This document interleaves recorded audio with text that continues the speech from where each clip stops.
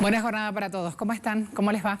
Vamos a empezar hablando de un hecho histórico. Ocurrió ayer, hoy parece equilibrarse un poco más al panorama, pero siempre a la baja. Hablamos de un indicador del precio del petróleo que se llama WTI. Ese indicador es el que rige la nación estadounidense. Ayer llegó a niveles negativos por primera vez en la historia. Preguntamos si este es un hecho que nos obliga a replantear la situación geopolítica mundial. Ese es nuestro interrogante. Ya en unos minutos va a aparecer justamente en redes sociales, así ustedes pueden empezar a interactuar y a dar su opinión. COVID-19, esta pandemia está profundizando también las brechas sociales en el mundo, eso estamos todos de acuerdo. Otra oportunidad para el cambio, y si hay que cambiar, ¿qué cambiaríamos? Empecemos a generar justamente ideas, debate, profundización que ya nos esperan nuestros analistas.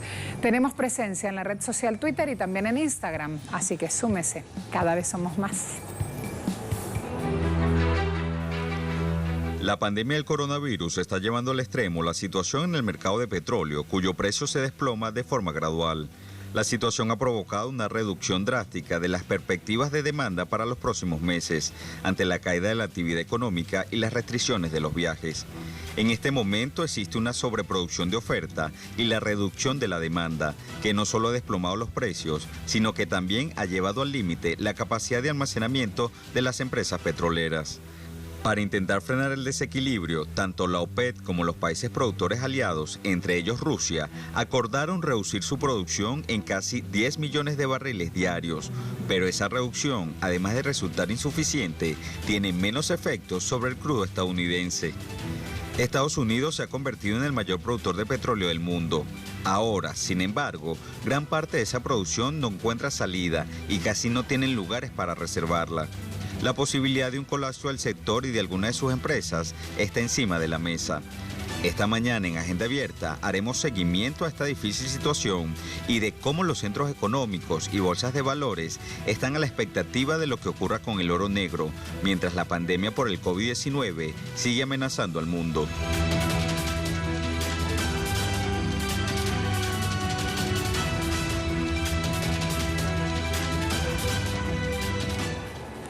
Hay otros espacios para buscar información sobre esto. Los hegemónicos tradicionales, lo que marca rumbo a la economía. Por ejemplo, Bloomberg, por ejemplo, América Economía. Son todos sitios que ya tienen su lector cautivo, por decirlo así, que busca allí la información económica. En este espacio hoy hemos buscado también otros portales u otros medios de comunicación, buscando visibilizar esos medios y conociendo también la lectura que proponen esos medios. Por ejemplo, MD Sol dice caída récord del precio del petróleo. 3 razones y cómo afecta a América Latina. Precio futuro del petróleo estadounidense. West Texas Intermediate, WTI, para entrega en mayo, sufrió este lunes una caída tan estrepitosa que pasó de cotizarse a $18 por barril al inicio del día y terminó a un precio negativo, menos $35 al cierre de la jornada. Primera vez en la historia que este indicador de crudo, que es referencia, repito, para Estados Unidos, se cotizó a un valor negativo, generando gran conmoción en el mercado energético. Medios de comunicación de Estados Unidos han buscado parte de los factores que inciden en este desplome y cómo puede afectar a América Latina. La mayoría de los países de América Latina se rigen por otro indicador que es el Brent, así que cuidado allí es lo primero que hay que decirle, porque día de pandemia empezar así con el miedo arriba, no. Nos regimos por el Brent en todo lo que es América, pero si quieren seguimos con el portal anterior que hablaba de 3 razones, pero hay que entender que uno solo de los indicadores que esté negativo de alguna manera también va a impactar o va a trastocar, para usar un verbo más indicado, los otros indicadores también. Hablamos del WTI, hablamos del Brent y hablamos del crudo OPEP. Suelen ser los 3 indicadores de referencia siempre en los mercados. WTI es la referencia para Estados Unidos, Brent para toda la zona de Europa y OPEP es el precio que marcan todos los países que hacen parte de esa unión. No les gusta a la gente de la OPEP que le digan cártel petrolero, de esa unión de países en el que también está participando ahora Rusia como un gran productor que es. El hecho de que participen otros países que no están dentro de la OPEP hace que ahora esa denominación, esa unión de fuerzas se llame OPEP Plus. Todo esto es importante de conocer para entender todo lo que quiere decir un indicador que está en negativo y que se llama WTI. Cotiza crudo, cotiza petróleo, ¿sí?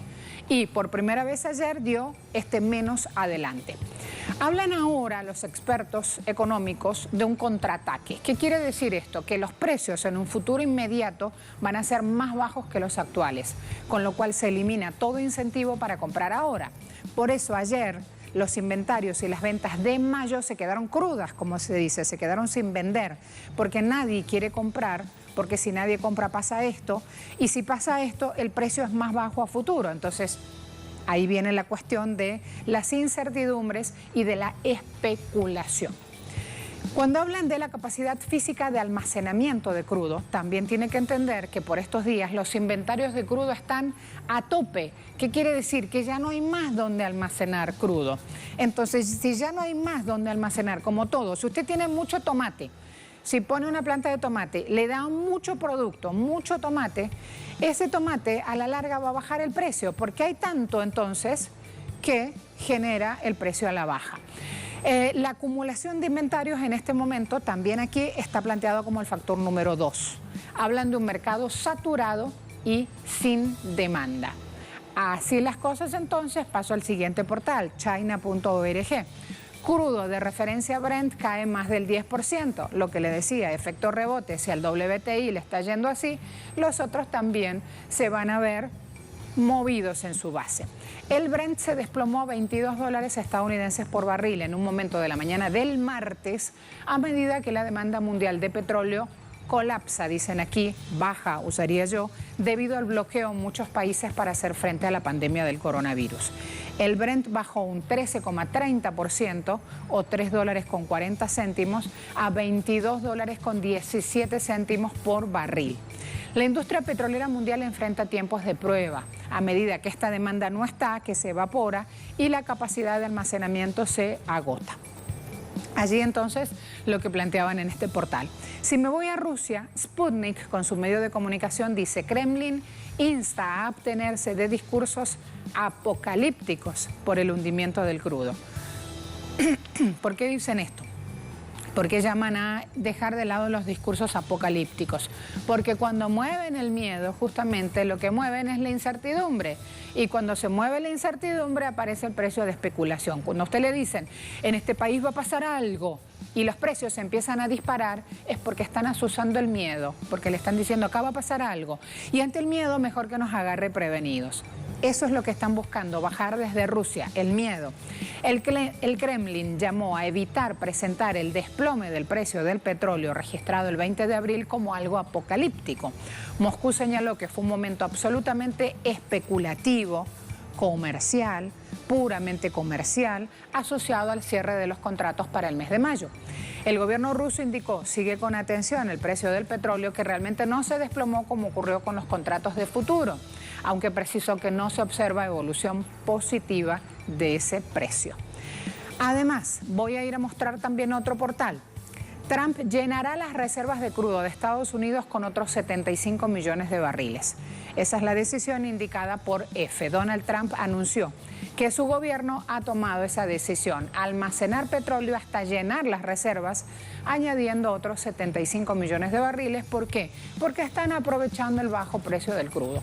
El presidente estadounidense dijo, basándonos en las mínimas récord del precio del petróleo a un nivel muy interesante para mucha gente, para ellos, vamos a llenar nuestra reserva estratégica de petróleo. Esperamos almacenar 75 millones de barriles en las reservas. ¿Vieron? Cuando uno empieza a investigar, a buscar, a conocer, a informarse, a hilar todo lo finito, miren en lo que terminamos. Jorge Gestoso desde Washington. ¿Cómo estás, Jorge? Muchas gracias. Marcela, la caída del precio del petróleo ha sido realmente estrepitosa. Estamos diciendo que son $37 negativos, es decir, que el productor de petróleo le tiene que pagar $37 al comprador para que se lo lleve. En realidad, a esta altura lo que le interesa es vaciar sus depósitos, ya que se ha absolutamente parado completamente parado el consumo de petróleo, dado que el país entero se ha detenido a raíz de que la gente permanece en sus casas. Como permanece en sus casas, no hay consumo. Como no hay consumo, no hay producción. Como no hay producción, no hay demanda de petróleo. Y realmente se ha dado una situación realmente insólita en muchos años acá en los Estados Unidos, que al presidente Trump lo golpea a dos niveles. Desde el punto de vista de sus posibilidades de reelección, un golpe durísimo, porque además él ha estado trabajando, tratando de negociar con Rusia, con Arabia Saudita, con todo el grupo de los países de la OPEC para tratar de negociar que se pudiera levantar el precio del petróleo, y es realmente una bofetada a sus intentos, a su mediación desde el punto de vista internacional. La reacción que ha tenido hasta el momento el presidente Trump es decir: nosotros vamos a utilizar esta coyuntura para comprar o para almacenar el petróleo en nuestra reserva estratégica de petróleo. Ya en semanas anteriores, cuando vieron que el precio del petróleo había caído significativamente, anunció el interés de comprar petróleo a precio muy bajo, y sin embargo no lo pudo hacer, que no pudo tener la autorización del Congreso. Ahora está diciendo: lo que voy a hacer es para, entre comillas, ayudar a las empresas productoras de petróleo a deshacerse de estos stocks que tienen sobrecarga de stock. Se la voy a comprar, y como no me la dejan comprar, por lo menos se la voy a almacenar en nuestras reservas estratégicas de petróleo que tiene Estados Unidos, que eso significa que podría llegar a almacenar hasta 75 millones de barriles.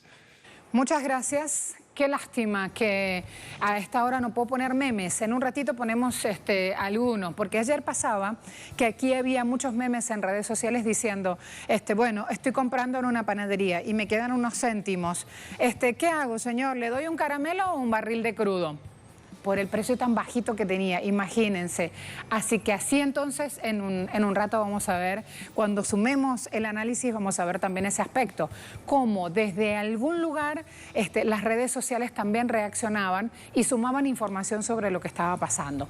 Otras veces lo que pasa en el mercado petrolero suele quedarse allí como dentro de un entorno importante para los inversionistas, para los expertos, para el que conoce o tiene una idea o algún interés, pero no para toda la opinión pública, que ayer estaba con más del 70% del mundo confinado en su casa siguiendo el tema. Voy a mostrar a esta hora la pregunta que hemos puesto justamente en Twitter, así ya vamos sumando, y ya me espera Vladimir Adrianza también. El precio del WTI, dijimos en Twitter, llegó a niveles negativos por primera vez en la historia, un hecho que nos obliga a replantear la situación geopolítica mundial, y ustedes que han empezado rapidito a contestar, la mayoría dice sí, 90,5%. Recién pusimos la pregunta. Vladimir Adrianza Salas nos acompaña. Profesor, ¿cómo le va? Qué gusto que esté con nosotros. Buenos días, Marcela. Tanto tiempo sin conversar. Es que nunca parece que pasa nada en el mundo petrolero hasta que pasa algo como lo de ayer, valores negativos para el WTI.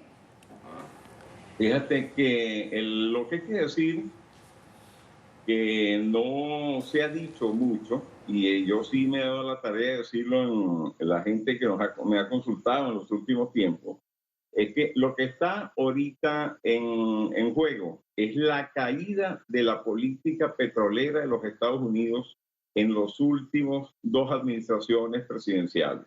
En pocas palabras, ellos les dio por proyectar su potencial petrolero a través de la explotación de los esquistos volutistas mediante la técnica de fracking.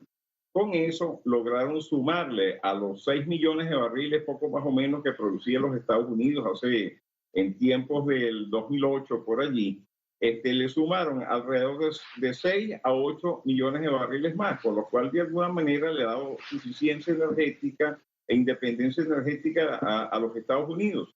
Sin embargo, es evidente que ante una crisis que se viene galopando desde 2008, que ellos habían contenido de diferentes formas, una crisis económica en el mundo capitalista, y esta crisis viene a hacer eclosión ya a finales del año pasado, y ahora con la aparición del caso del coronavirus, indiscutiblemente esto le ha dado la estocada final a esa situación. Tan es así que, por supuesto, ha deprimido la demanda, la ha deprimido sobre todo los países desarrollados, los países del norte desarrollados, y al caer esa demanda, indiscutiblemente pone en evidencia todos los problemas que había tenido el sistema económico internacional desde el año 2008, que no habían sido resueltos. A esto hay que sumarle una cuestión muy particular. Estados Unidos, en vista de que tenía un superávit de producción, empieza a almacenar desde hace varios meses, y yo diría que mucho más, la mayor cantidad de petróleo del que estaba extrayendo. Y eso, por supuesto, ya ha llegado un momento en que sus capacidades de almacenamiento se han visto rebasadas. No importa lo que diga Trump, ya están rebasadas. Y el problema es en cómo van a consumir esa cantidad de petróleo que ahí tienen. Y la otra cosa, cómo van a hacer para revertir los efectos que eso tiene en la política petrolera diseñada por el Departamento de Energía de los Estados Unidos, que ha estado vigente en la administración Obama y la administración Trump. Es decir, la explotación de los esquistos. Mientras el resto de los países del mundo, como el caso de OPEC Plus, han bajado justamente por ahora en casi 10 millones de barriles la extracción de crudo, y posiblemente después para los meses de agosto a diciembre la tengan en alrededor de 8 millones de barriles menos y luego 6 millones de barriles, el gran problema es la sobreoferta que existe en el mercado estadounidense, y esa sobreoferta es la que pulsa a la baja al crudo marcador, que es el West Texas, y por supuesto deprimiendo los precios del petróleo y colocando precios negativos. ¿Para qué? Para que la gente que se dedica a almacenar petróleo simplemente pueda salir de esos crudos, porque si no hay forma de sacarlo.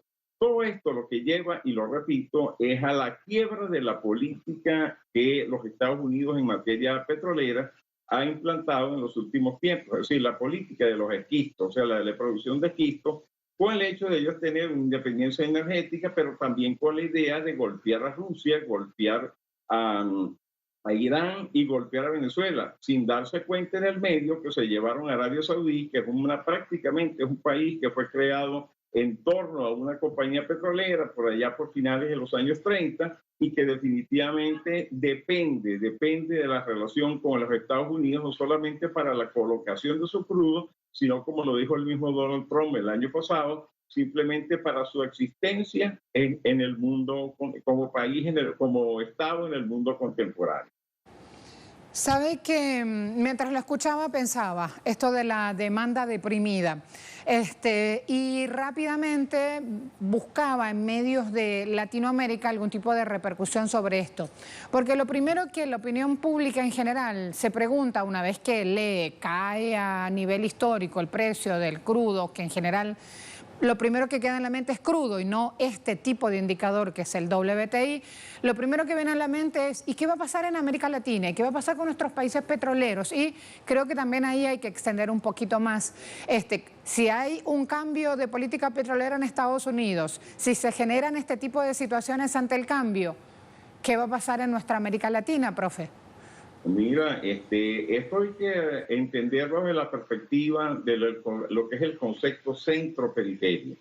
Los países de América Latina, desde su composición, después de la llegada de Colón a estas tierras, definitivamente se convirtieron en economías periféricas, ¿no? Ninguno son economías centrales, porque ni siquiera el Brasil hoy en día, y menos con Bolsonaro a la cabeza, es una economía central. Son economías periféricas o semiperiféricas, o sea, en este caso que giran en torno a las realidades económicas de Europa y de los Estados Unidos, porque de paso, hay que decirlo, fueron creadas con esa idea. Son economías que fueron creadas con esa idea, y en las cuales las burguesías latinoamericanas todavía no han sido capaces de superar esa relación de dependencia, so pena de ellos declinar en su poder político, que es lo que les permite controlar en cada uno de los países. La circunstancia es muy clara, con excepción de Venezuela. En estos momentos la podemos ver en Colombia, en Ecuador, en Chile, en Brasil,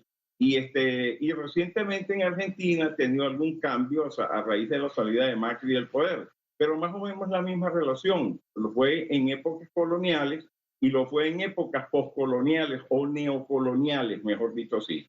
Entonces, evidentemente que cualquier problema que se manifieste en los países centros se van a manifestar en los países de la periferia. Y esos países de la periferia van a tener una repercusión muy grande, y más ahorita cuando se ha dado un fenómeno que es lo que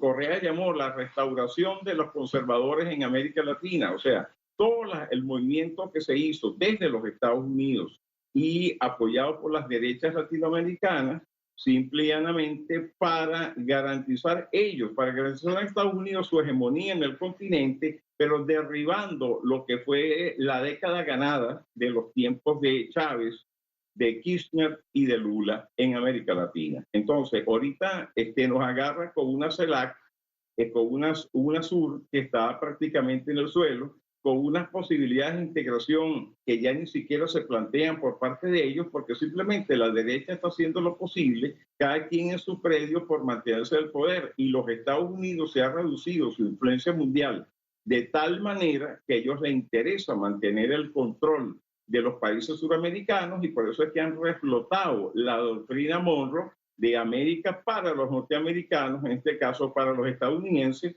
en el continente americano, so pena de justamente del deterioro del poder de las derechas suramericanas. Una de las cosas que hay que ver es el caso de Bolivia, un caso patético, que es esa cuestión. ¿Qué es lo que sucedió ahí?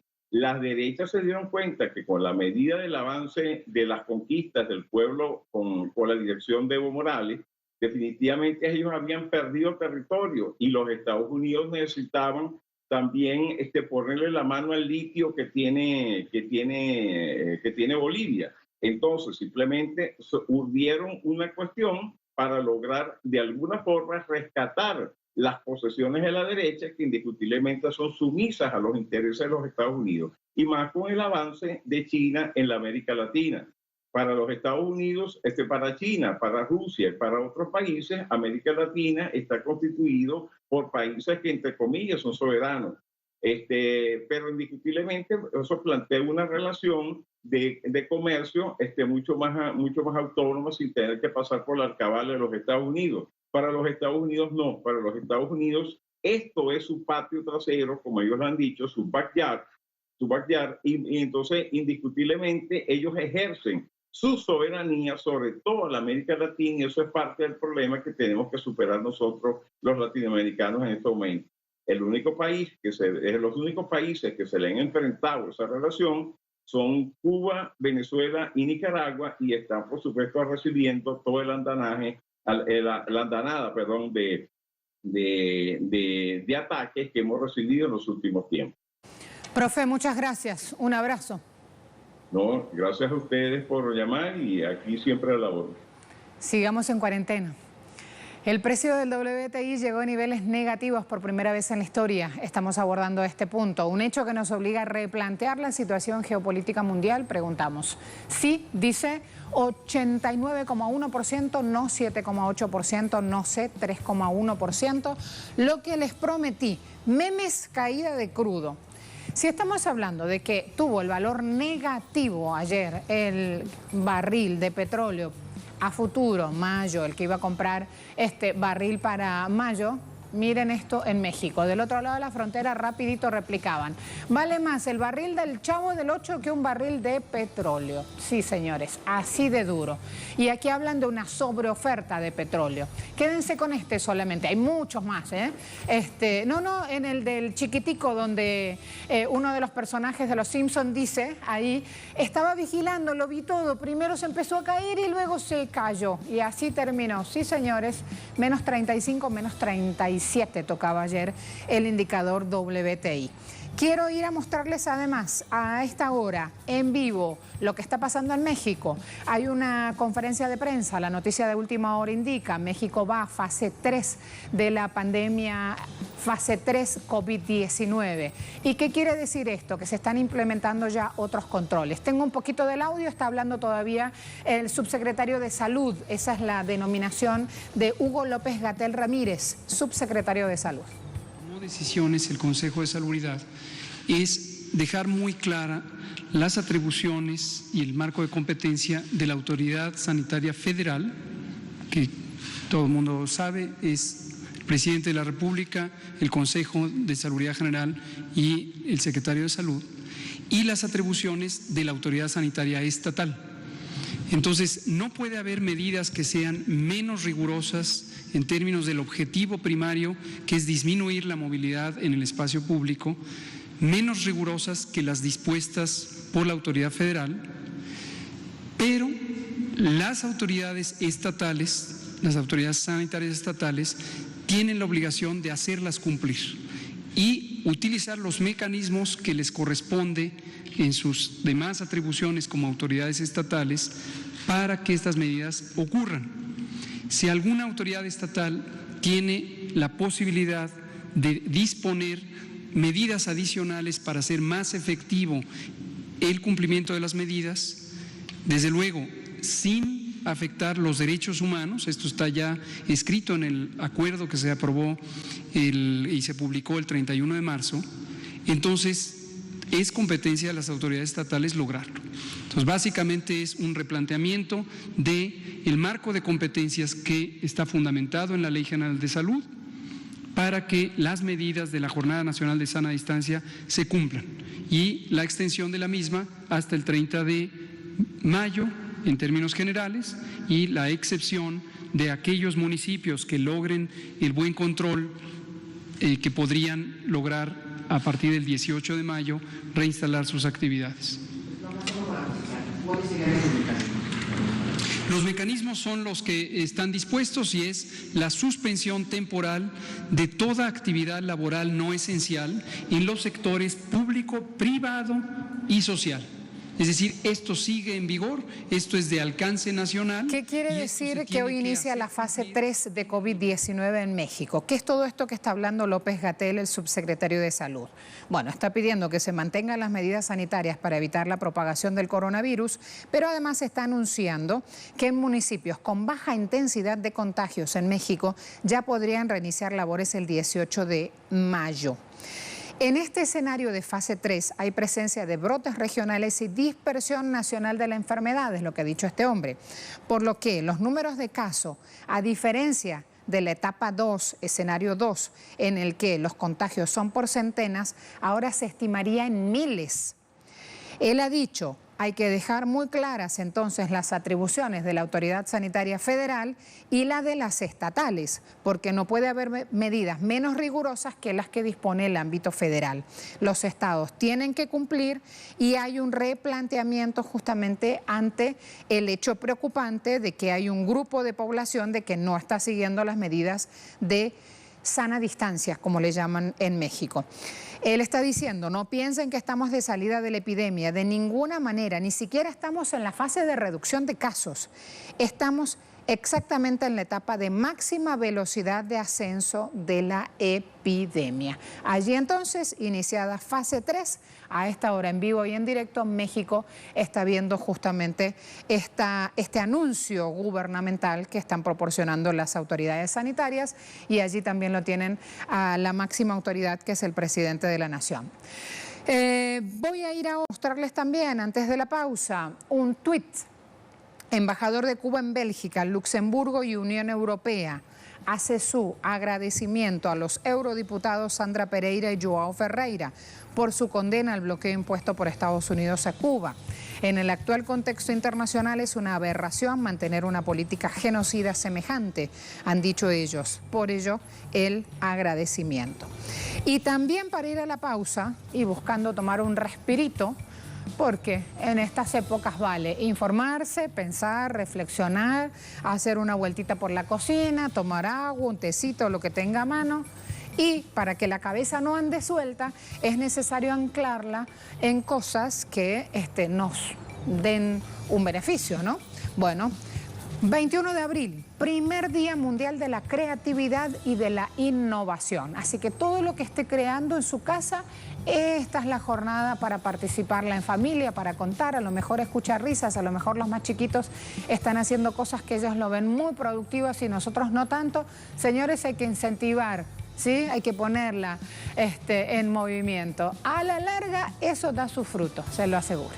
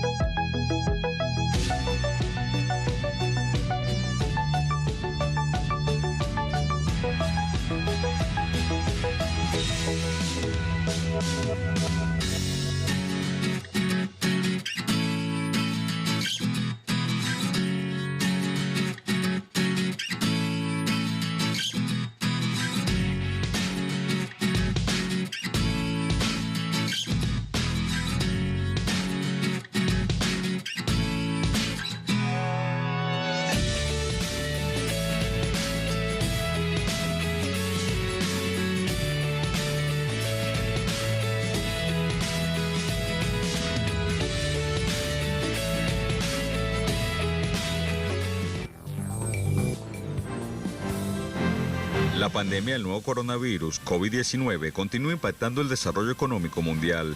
La situación es aprovechada por diversos países que buscan acelerar el proceso de adquisición de mano de obra barata y paliar así los síntomas de los desempleos masivos. En América, Estados Unidos registra al menos 6 millones de desempleos, mientras que en Brasil el 40% de trabajadores informales se ha visto afectado por la crisis pandémica. Frente a la inacción de mecanismos de protección laboral y social, distintos gobiernos del mundo persisten en reactivar sus sistemas económicos, pese al riesgo que representa la crisis del coronavirus. Asimismo, acentúan las dificultades de salud cuyos países siguen siendo afectados por los altos niveles de contagio. Esta mañana en Agenda Abierta analizaremos el impacto generado por el COVID-19 en el sistema laboral y económico internacional, ante la insistencia de potencias mundiales de mantener el modelo económico neoliberal. El portal Milenio dice: lucha contra el coronavirus pasa terrible factura a empleo.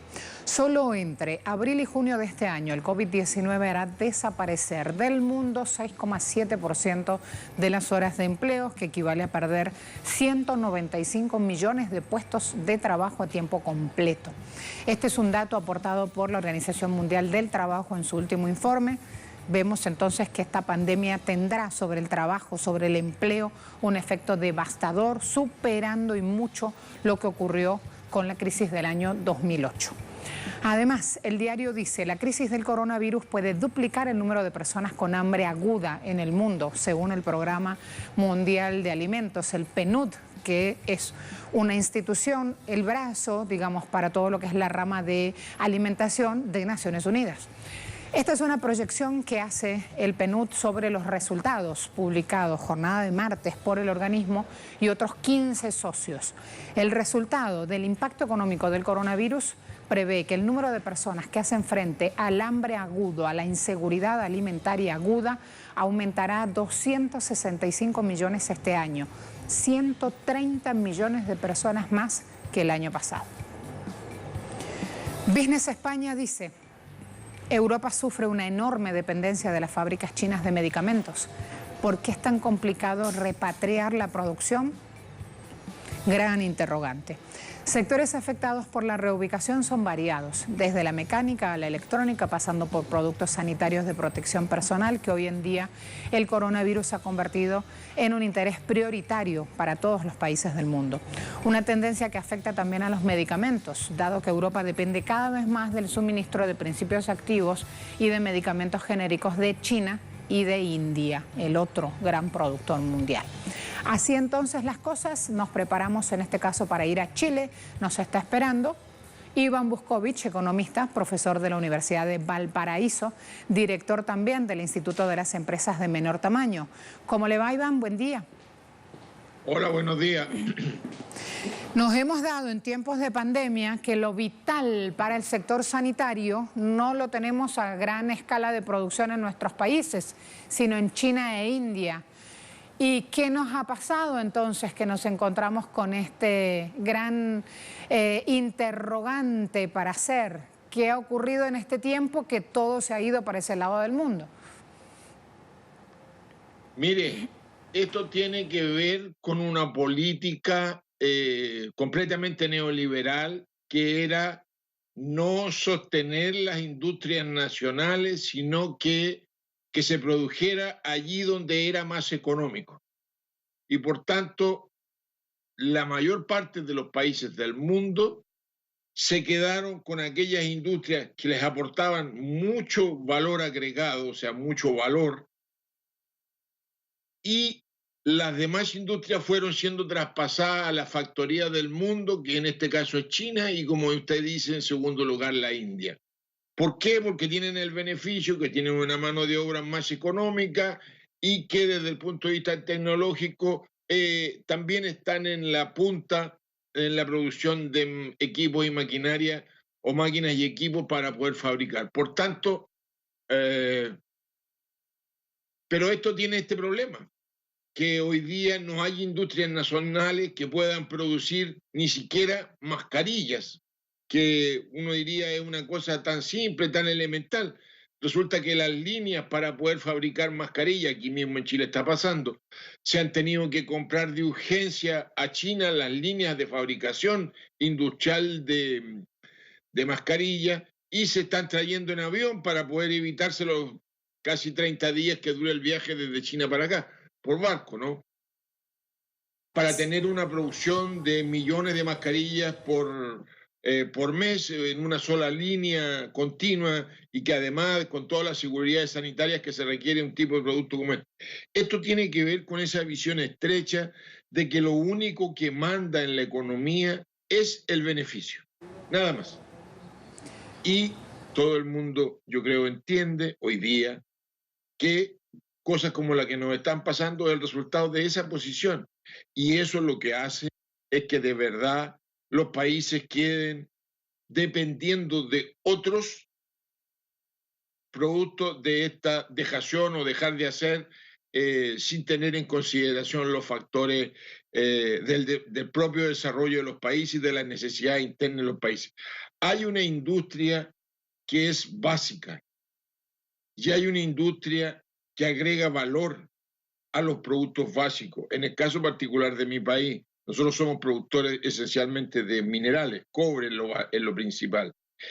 Y lo que hacemos es vender cobre, pero debiéramos naturalmente vender un producto elaborado, así como debiéramos tener para la seguridad, por ejemplo, alimentaria, una industria conectada con el agro que permita abastecernos de papa y arroz, que es lo que más comemos los chilenos. Sin embargo, en el caso del arroz, no somos capaces de abastecernos, tenemos que importarlo. En el caso de las legumbres nos pasa lo mismo. Y después los productos más elaborados, lo más elaborado que exportamos es vino dentro de los productos agropecuarios.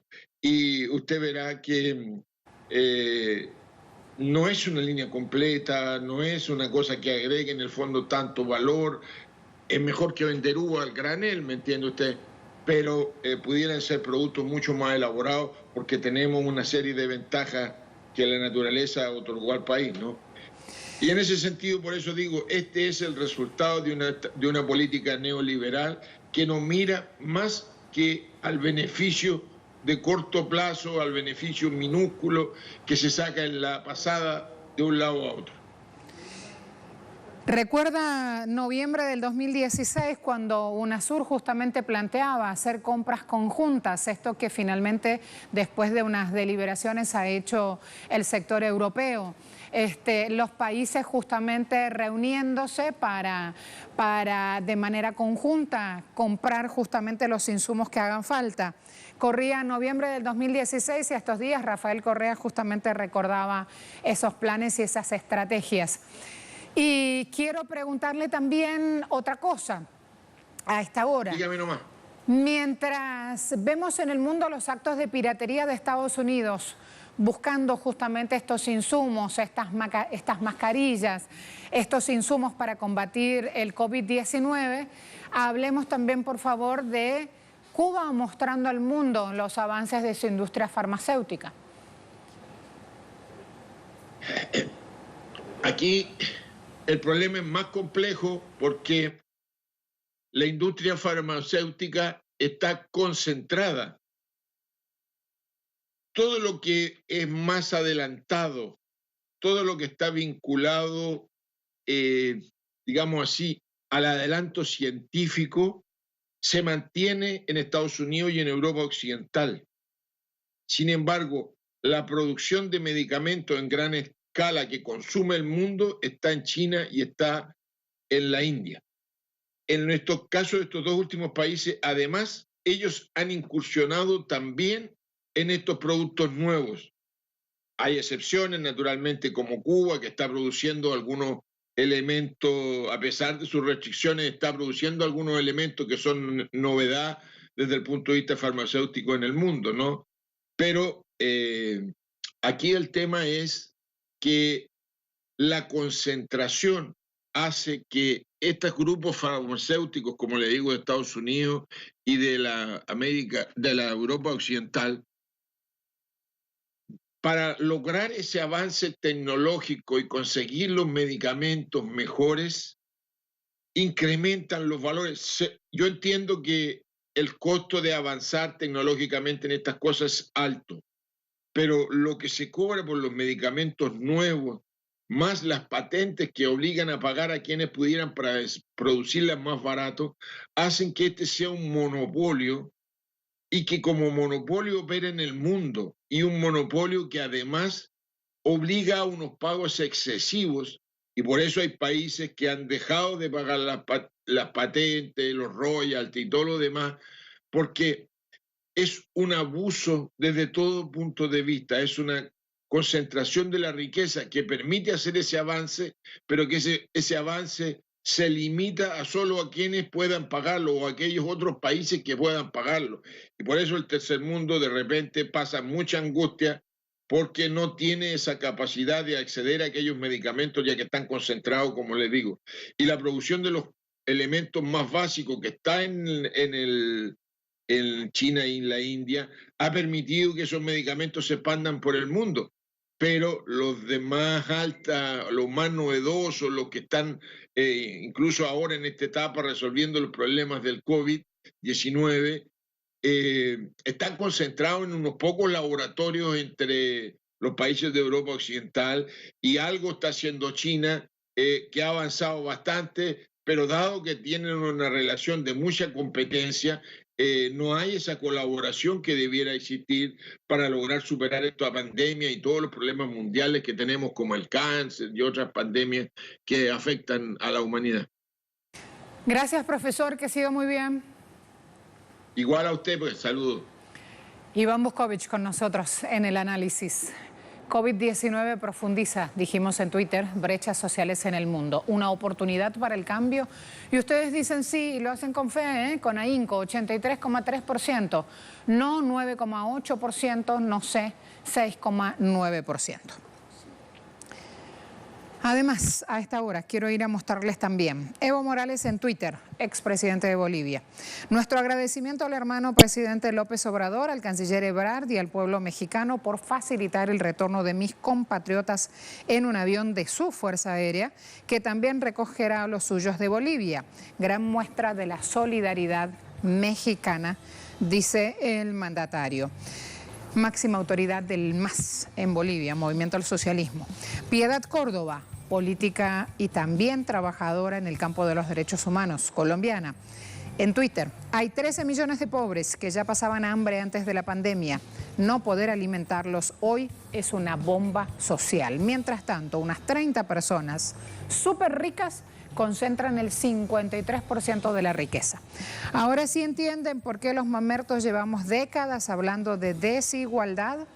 Así plantea las cosas Piedad Córdoba. Vamos a seguir hablando justamente de las cuestiones económicas.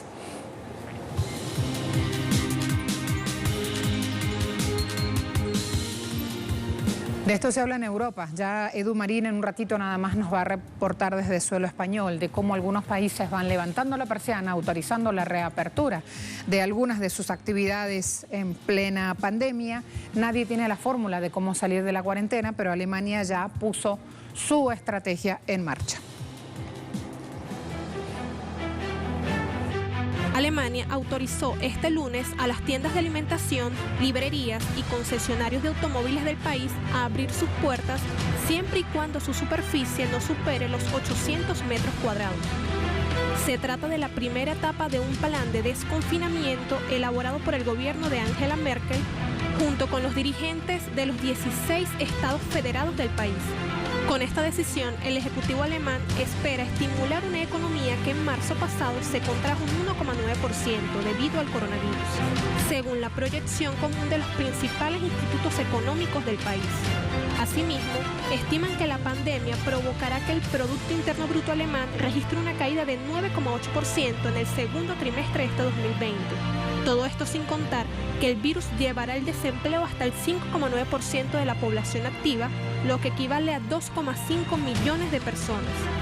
Con más de 14.000 contagios, según los datos del Instituto de Enfermedades Infecciosas, y unos 4.000 decesos, la pandemia del coronavirus en Alemania está bajo control y es manejable, según el ministro de Salud alemán, Jens Spahn.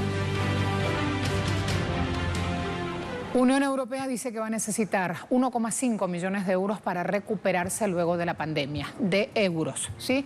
El comisario europeo de Economía, Gentiloni, dijo, para sobrevivir a la crisis se necesita que el bloque reaccione de manera rápida y solidaria.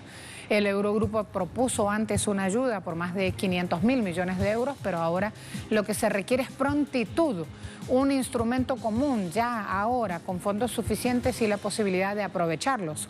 Finalmente se aprobó ese paquete de ayuda económica y además se acordó crear un fondo de recuperación temporal buscando ayudar, insuflar un poquito de oxígeno a estas economías europeas afectadas. 624.700 contagios en la Unión Europea, más de 55.000 muertos. Y hace tiempo que no hablamos también del Caribe en pandemia. República Dominicana aprobó, representantes del Ejecutivo, junto al Programa Mundial de Alimentos de Naciones Unidas, aprobó la entrega de suplementos alimenticios a la población para evitar cuadros de desnutrición. Más de 438.000 libras de suplementos alimenticios, 130.000 beneficiados, especialmente niños, adolescentes y embarazadas. Suplementos que son entregados mediante un programa de protección social por organizaciones locales, especialmente iglesias. Alimentos, la mayoría son micronutrientes en polvo. La idea es combatir la anemia, la desnutrición, en el caso de las embarazadas también evitar complicaciones durante y luego del parto, fortificar el organismo, pero allí tienen los insumos y no todos, dicen los habitantes, son tan frescos como se ven en imágenes, así que atentos a eso. El Ministerio de Salud Pública de Cuba también a través de redes sociales ha dicho Cuba tiene el convencimiento de la necesidad de cooperación y solidaridad. La expansión viral se detendrá eventualmente más rápido y con menos costos si actuamos de conjunto. Aún es tiempo de actuar y de movilizar voluntad de los que hoy tienen la responsabilidad de hacerlo. Dice que se enfina y que no alcanza. Un minuto, pausa. Que solo ha llegado hasta el dolor. Dice que ha perdido la buena esperanza y se refugia en la piedad de la ilusión. sé de las entrañas de su queja, porque padecí la decepción. Fue una noche larga que el tiempo despeja mientras suena en mi memoria esta canción. Venga la esperanza, venga sol a mí, lárguese la escarcha, huele el colibrí, hínchese la vela, ruja el motor, que sin